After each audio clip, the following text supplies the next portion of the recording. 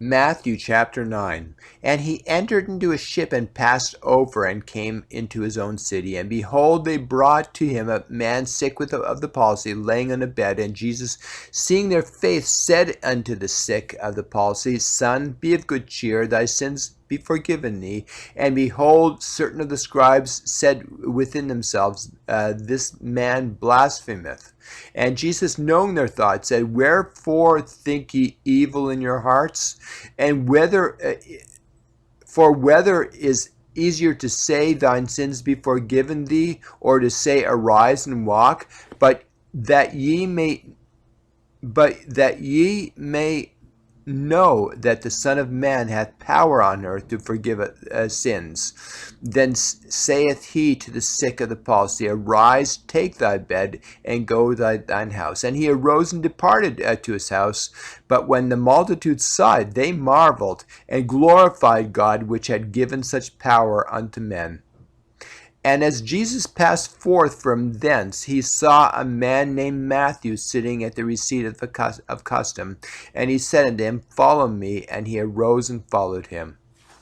And it came to pass, as Jesus sat at meat in the house, behold, many publicans and sinners came and sat down with him and his disciples. And when the Pharisees saw it, they said unto his disciples, Why eateth your master with publicans and sinners?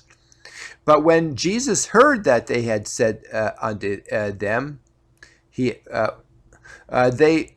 that behold need not a physician, but they that are sick.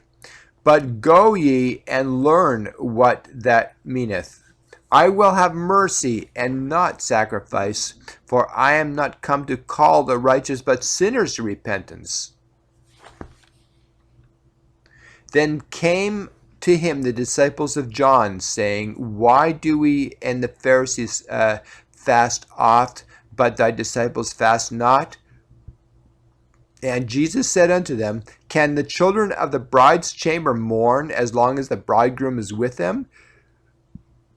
But the days will come when the bridegroom shall be taken from them, and then they shall fast. No man putteth a piece of new cloth in an old garment.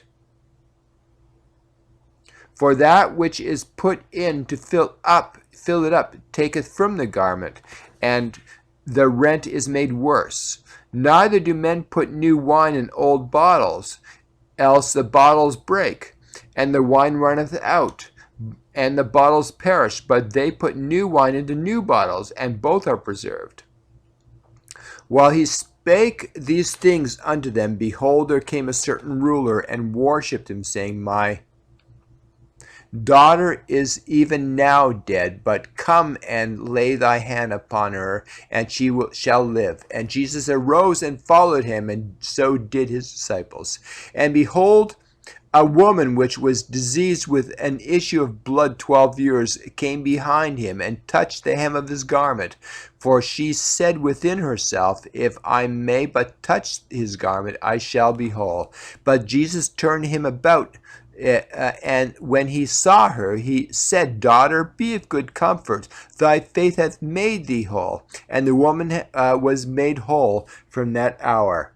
And when Jesus came to the ruler's house and saw the minstrels and the people making a noise, he said unto them, Give place, for the maid is not dead, but sleepeth. And they laughed him to scorn. But when the people were put forth, he went in and took her by the hand, and the maid arose, and the fame hereof went abroad into all the land. And when Jesus departed, thence 2 blind men followed him, crying and saying, Thou Son of David, have mercy on us. And when he was come into the house, the blind men came to him, and Jesus saith unto them, Believe ye that I am able to do this? And they said unto him, Yea, Lord. Then he touched their eyes, saying, According to your faith be it unto you. And their eyes were opened, and Jesus straightly charged them, saying, See that no man know it. But they, when they were departed, spread abroad his fame in all that country. As they went out, behold, they brought to him a dumb man possessed of a devil. And when the devil was cast out, the dumb spake, and the multitudes marveled, saying, It was never so seen in Israel. But the Pharisees said, He casteth out devils to the prince of the devils. And Jesus went about all the cities and villages, teaching in their synagogues and preaching the gospel of the kingdom, and healing every sickness and every disease among the people. But when he saw the multitudes, he was moved with compassion on them, because they fainted and were scattered abroad as sheep having no shepherd. Then saith he unto his disciples, The harvest truly is plenteous, but the laborers are few. Pray ye that therefore the Lord of the harvest, that he will send forth laborers into his harvest.